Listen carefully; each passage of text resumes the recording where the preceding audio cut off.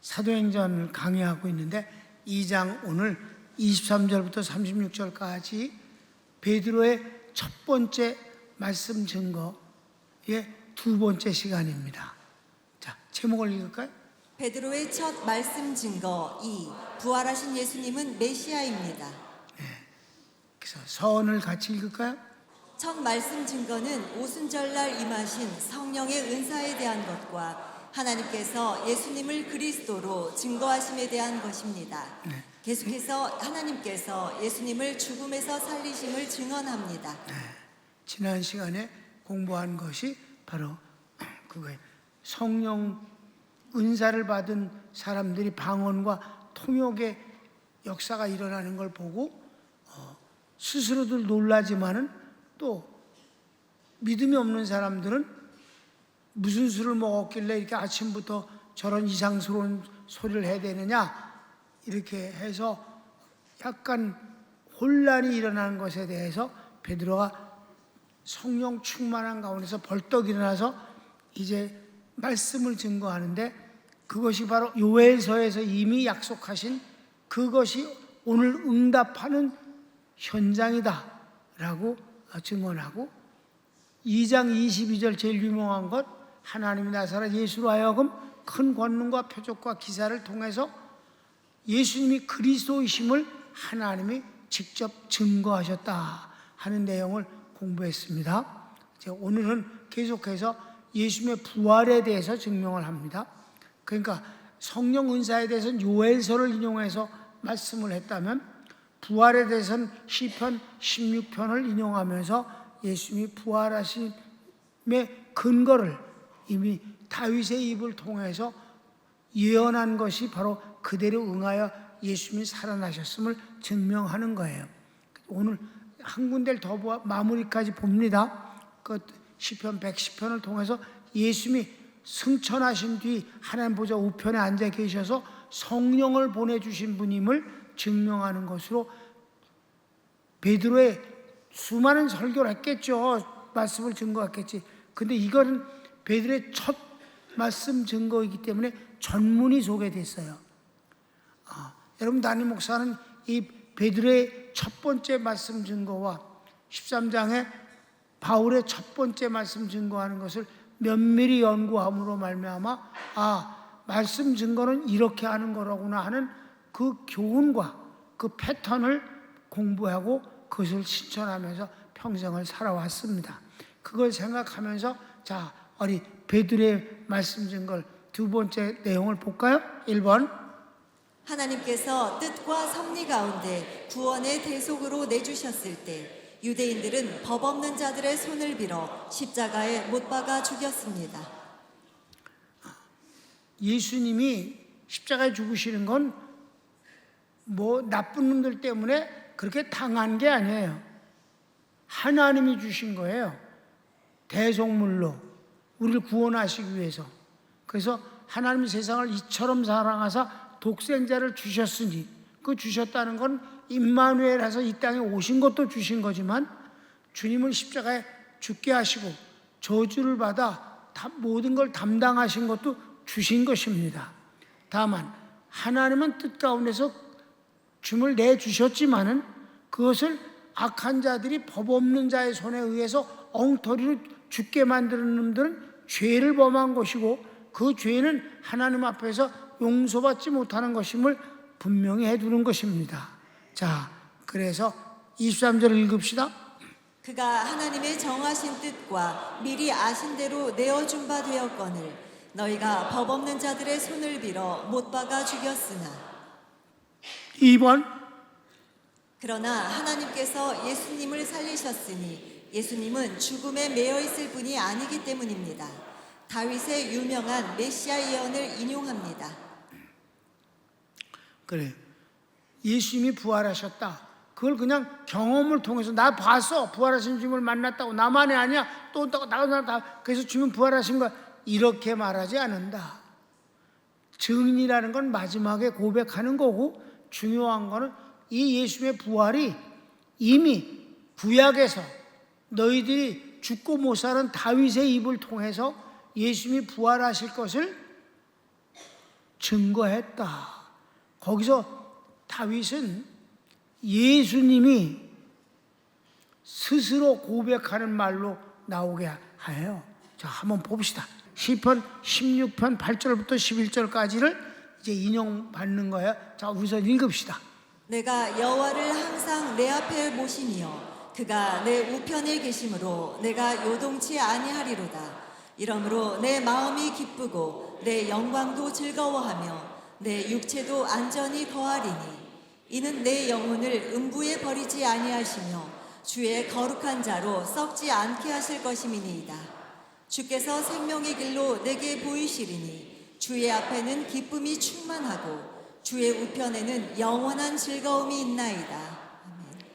자, 여기서 베드로가 성경을 뒤져서 보았는지 안 보았는지 모르지만 그냥 외우다시피 했단 말이에요. 시편 16편을, 다윗의 고백을. 자, 그 다윗의 고백을 보면은요, 나는 개인적으로 성경을 통해서 많은 사람들을 이제 연구했는데 성경에 나오는 인물들을 다윗만큼 예수님을 잘하는 사람은 없어요.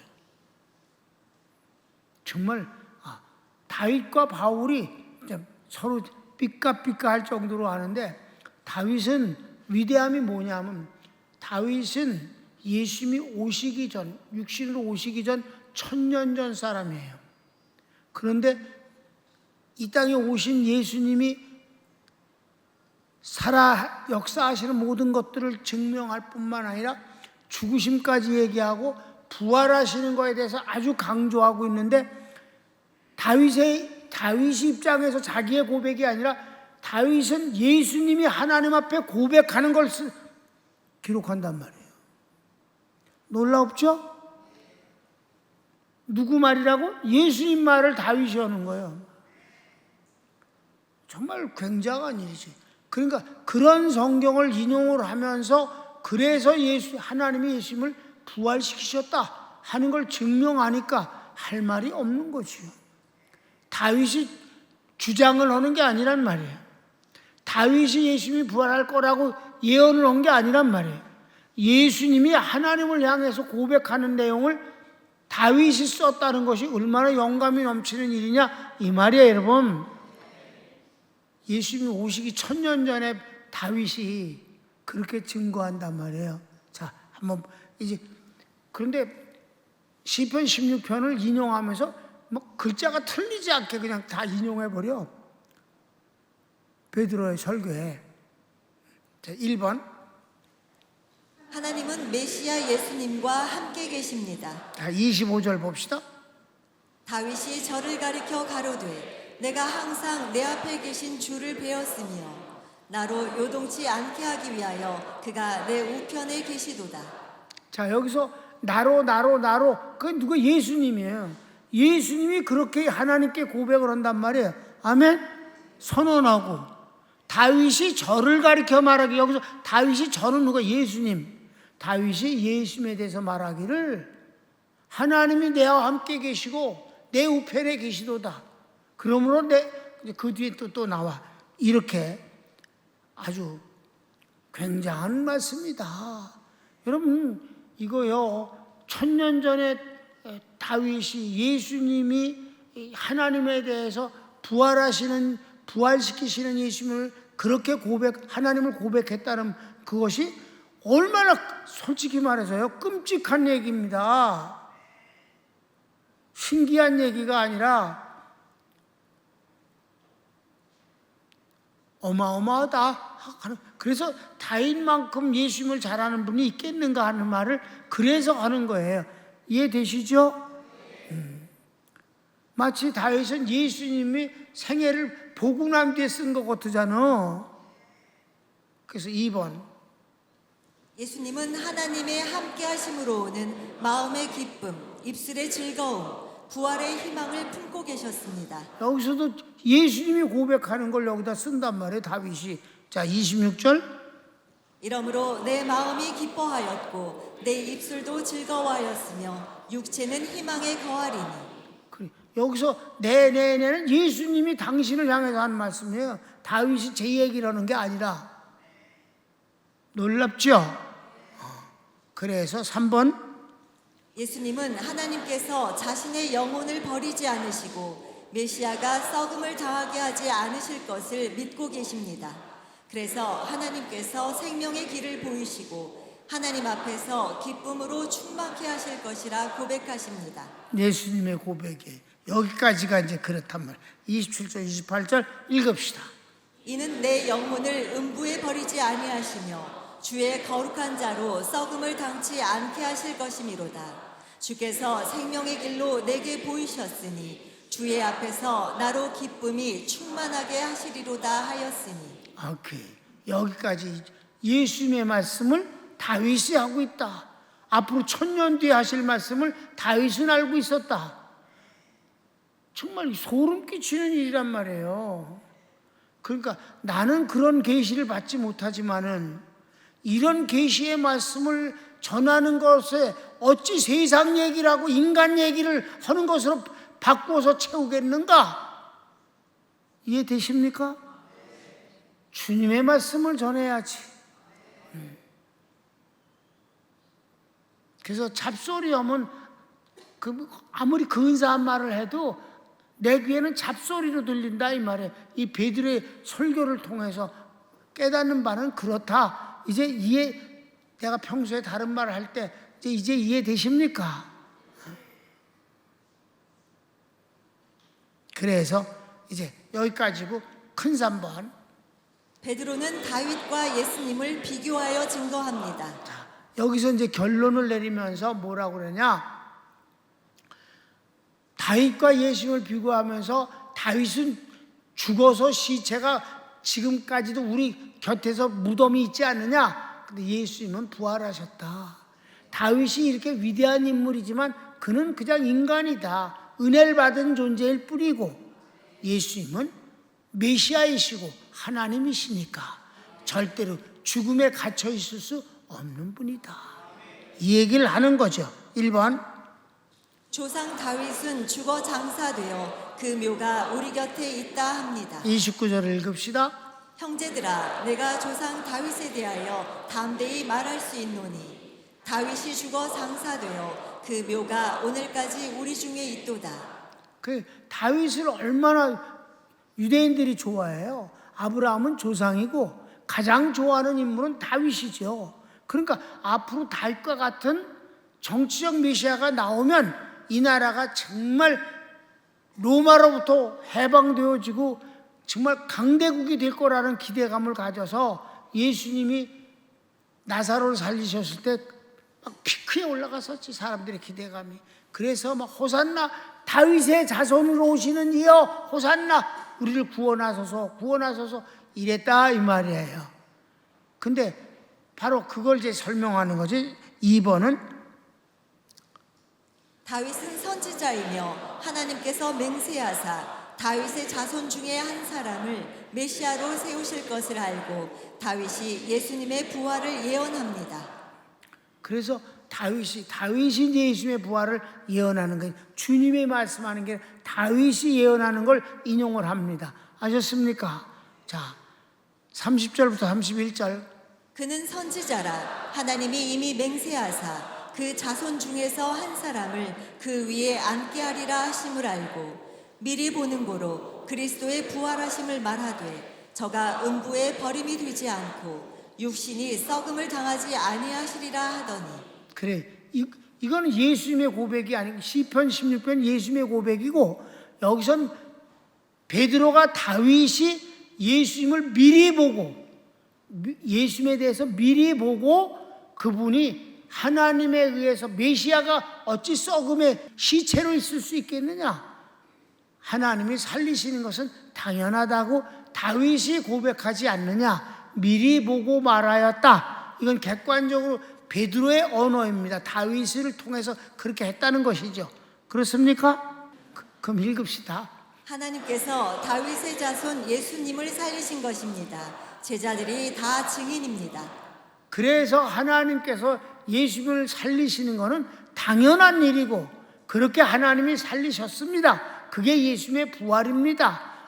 기적이 일어난 거나 어쩌다가 살아난 게 아니고 제자들이 어떻게 해서 살아났다고 하는 말을 지어낸 것도 아니다. 이거는 이미 예수님이 다윗의 입을 통해서 우리에게 계시한 것이 바로 부활이고, 다윗도 그것을 알았기 때문에 부활할 것을 예언한 것 아니냐.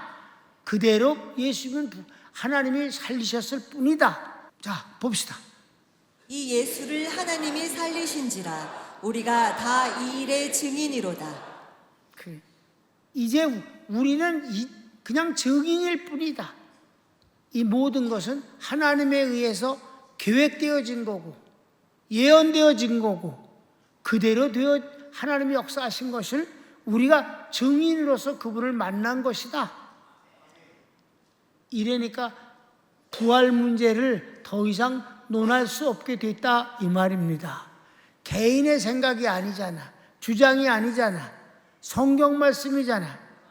그것도 가장 좋아한다는 다윗을 통해서, 다윗이 예언한 게 아니라 다윗의 입을 통해서 예수님이 하나님 앞에서 고백하는 내용을 전했다. 그 부분은요 정말 소름 끼쳐요. 다윗은 그런 걸 많이 해요. 여기저기서. 이제 마지막 보는 거는 다윗이 또 다윗의 시를 읽는데 그게 시편 110편 가장 유명한 시입니다. 시편 110편 4절을 갖고 히브리서 한 권 책이 만들어지는 거예요. 멜기세덱의 반자를 쫓아 영원한 대지상이 되셨다는 이 말씀 말이에요. 그래서 대지상 예수 그리스도를 기록한 것은 시편 110편 때문에 만들어진 것이고, 시편 110편은 1절에서 7절까지 뿐이 없는데 예수님의 생애 전체가 기록되어지고 장차 재림하시는 주님을 기록하고 있다 이 말입니다. 그러니까 다윗을 그냥 인간 다윗의 모습을 이러쿵저러쿵 하는 것을 떠드는 건 웃긴다 이 말이에요. 어마어마하다 한마디로. 그래도 아쉽지만 다윗은 한편된 사이에서 미끄러졌어. 정치하는 인물들은 다 그래. 정치 자체가 타협이기 때문에 그래. 신앙은 비타협이거든. 그래서 여러분, 목사님들이 정치적이라는 건 저주입니다. 목사님은 정치적일 수가 없는 거예요.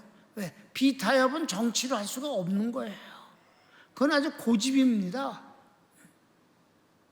그래서 정치에 대해서 관심을 안 가지면 안 되지. 국가가 흘러가는 전체가 다 정치니까. 아멘? 정치에 대해서 관심을 갖고 나라를 위해서 기도를 하고 또 그 정치 안에서 우리가 생활을 하니까 성도들도 다 좋은 정치가 이루어지기를 원해야 되고 그 주권을 행사하고 그래야지. 그지? 큰 4번을 봅시다. 베드로의 말씀 증거의 결론은 부활하신 주님께서 메시아로서 성령을 보내주신 것이라 합니다. 33절부터 36절까지야. 1번 봅시다. 하나님께서 예수님을 높이시고 예수님은 약속하신 성령을 아버지께 받아서 부어주셨다고 증언합니다. 먼저 결론부터 얘기하는 거예요. 너희가 보고 있는 이 이상하다고 여기는 방언과 방언 통역의 역사는 이거는 바로 하나님께서 예수님을 높이시고 예수님은 이 땅에서 제자들에게 약속하신 그 성령을 하나님으로부터 받아가지고 그 예수님이 보내주신 것이 이 성령의 은사다. 그렇게 한 거예요. 자, 33절을 볼까요? 하나님이 오른손으로 예수를 높이심에 그가 약속하신 성령을 아버지께 받아서 너희 보고 듣는 이것을 부어주셨느니라. 아멘. 2번. 시편 110편을 인용하여 하나님께서 예수님을 향해 내 우편에 앉았으라 하십니다. 여기서도 다윗이 예수님을 예언하는 게 아니라 예수님이 하나님을 향해서 고백하는 것을 표현한다 이 말이에요. 1절에서는. 자, 시편 110편 1, 2절을 한번 봅시다. 시작. 여호와께서 내 주에게 말씀하시기를 내가 내 원수로 내 발등상 되게 하기까지 너는 내 우편에 앉으라 하셨도다. 여호와께서 시온에서부터 주의 권능의 호를 내어 보내시리니 주는 원수 중에서 다스리소서. 자, 여기 다윗이 예수님을 고백할 때 그 습관을 보면 정말 아주 은혜가 됩니다. 예수님이 이 땅에 오시기 1000년 전에 다윗은 장차 오실 예수님을 나의 주님이라고 불러. 그러니까 다윗이 하나님도 여호와거든. 여호와라는 단어가 주라는 단어예요. 그러니까 여호와께서 내 주에게 말씀하시기를 하면서 둘 다 여호와거든. 그런데 하나는 여호와라는 그 원을 그냥 이름 자체를 쓰고 다윗이 그 다음에 나의 주라는 말을 이렇게 돌려서 말을 하고 있어요. 그러니까 여호와는 성부 하나님이고 나의 주는 예수님이에요.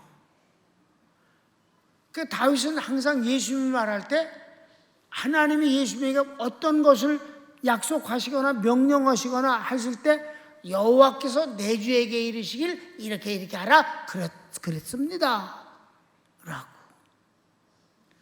대단하지?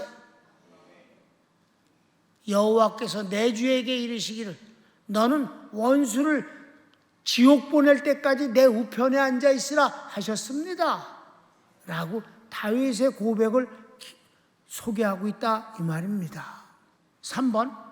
그러므로 이스라엘 모든 사람들은 알라. 너희가 십자가에 죽인 예수를 하나님께서 살리사 주와 그리스도 되게 하셨느니라. 우리가 여기서 한번 시편 110편 3절부터 7절까지를 한번 다 보면 은혜가 될 것 같아. 에? 내가 이 시편 110편을 진짜 뭐 달달 외우면서 좋아했거든요. 여러분 한번 이 베드로가 기왕 설교할 때 이걸 인용했으니까 우리도 한번 볼까요? 3절부터 7절까지 시작. 주의 권능의 날에 주의 백성이 거룩한 옷을 입고 즐거이 헌신하니 새벽 이슬 같은 주의 청년들이 주께 나오는도다. 이게 뭐예요? 주님이 재림하실 때에 그 구원받은 성도들의 기뻐하며 혼인잔치 말이에요. 그 다음에 계속해서 4절. 여호와는 맹세하고 변치 아니하시리라. 이르시기를 너는 멜기세덱의 반차를 조차 영원한 제사장이라 하셨도다. 이건 누구예요? 하나님이 예수님에게 너는 멜기세덱의 반차를 쫓아 영원한 제사장이 되는 거야 라고 하나님이 나의 주님한테 그렇게 말씀하셨다. 아멘. 그 다음 계속 5절. 주의 우편에 계신 주께서 그 노하시는 날에 열왕을 쳐서 파하실 것이라. 이게 뭐예요? 예수님이 하나님 보좌 우편에 계신 그분이 재림하셔서 열왕들을 파하고 모든 불신자들을 진멸시키는 것을 말씀하시잖아요. 아멘? 우리가 요한계시록 공부했잖아, 그지? 19장. 그래서 계속해서 열방 중에 판단하여 시체로 가득하게 하시고 여러 나라의 머리를 쳐서 파하시며 마지막 길가에 시냇물을 마시고 인하여 그 머리를 드시리로다. 이건 뭐예요? 그분이 최후 승리자가 되시고 만왕의 왕이 되심을 표현하는 것이다. 자, 시편 110편이 겨우 7절뿐이 되지 않지만 여기에 이렇게 예수님의 그 구원사역의 결론적 부분, 십자가 죽으시고 부활하시고 승천하실 때부터 마지막 재림하실 때까지의 내용을 다윗은 이미 다 보고 알아서 하나님과 예수님 사이에 그 대화를 이렇게 소개하고 있다. 대단하다. 시편 110편.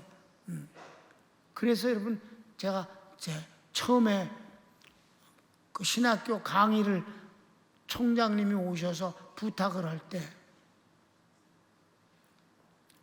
무엇을 강의하고 싶으냐고 그래서 저는 고린도서를 텍스트로 삼아갖고 목회 예방신학을 강의했으면 좋겠습니다. 제가 그걸 응답을 받았기 때문입니다. 그럼 그렇게 그래도 한 과목은 더 해, 두 과목은 해야지. 그러면 히브리서를 통해서 예수 그리스도의 대제사장성을 강의하고 싶습니다. 그랬어요. 특별한 이유가 있냐? 근데 히브리서는 히브리인들에게 쓴 편지이기 때문에 제사법과 율법을 다 알고 있다는 걸 전제로 해서 기록하기 때문에 그것에 대해서 생소한 기독교인들이, 특별히 지도자들이 좀 어려워하는 것 같고, 히브리서야말로 예수님의 위대성을 가장 강하게 표현하는 것이니까 저는 예수님의 위대하심을 증명하고 싶습니다. 좋지, 좋아. 그럼 그렇게 하라고.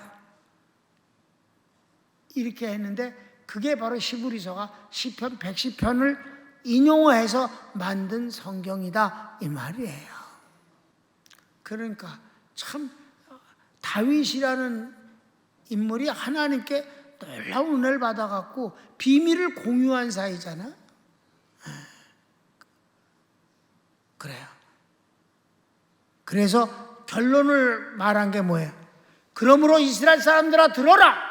이게 이제 말씀 준 거예요. 마지막에 너희가 십자가에 죽인 예수를 하나님께서 살려서서 주와 그리스도 삼으셨느니라. 그러니까 베드로의 첫 말씀이 참으로 위대하고 아름다웠지 아니한가. 감동이 아니다, 은혜다. 감동 주려고 설교 따위를 해선 안 된다. 그래서 결론은 다 같이 읽읍시다. 베드로의 말씀 증거는 오직 예수님에게 초점이 맞춰집니다. 베드로의 말씀 증거는 오직 성경을 인용하여 증거합니다. 베드로의 말씀 증거는 세상적이거나 인간적 감상은 배제합니다. 아멘. 바로 이 세 가지를 여러분 담임 목사가 평생, 물론 우리가 감동되어지는 것도 얼마든지 있을 수 있어요. 예화도 들을 수도 있고 비유를 들을 수도 있어요. 그러나 가장 중요한 거는 예수님이 주인공이라야 한다. 근데 있잖아요. 바울이 이제 설교하잖아요. 바울이 13장에서 하는데 그때도 이 베드로가 인용한 다윗의 시편을 같이 인용한다.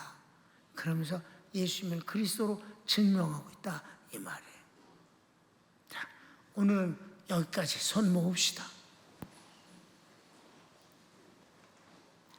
사랑하는 여러분, 예배는 하나님 앞에 영광을 돌리는 우리의 일이 있고, 그 다음엔 하나님은 우리에게 하나님의 말씀을 통해서 우리를 만나주러 오시는 겁니다. 그 말씀의 중심 인물은 바로 예수님입니다. 성령님을 통해서 예수님을 만나는 것이 은혜입니다. 여러분, 오늘은 그렇게 기도합시다. 베드로가 첫 번째 성령 충만해서 입을 열어 말씀을 증거하는 내용을 공부했습니다. 예배를 통해서 하나님을 언제나 만나기를 원합니다. 은혜 받기를 원합니다. 감동이 아닌 은혜를 받기를 원합니다. 그러면서 그 은혜의 주인이신 예수님을 사랑하면서 살기를 원하며 주님 편에 있기를 원합니다. 다 같이 주여 한번 기도합니다. 주여,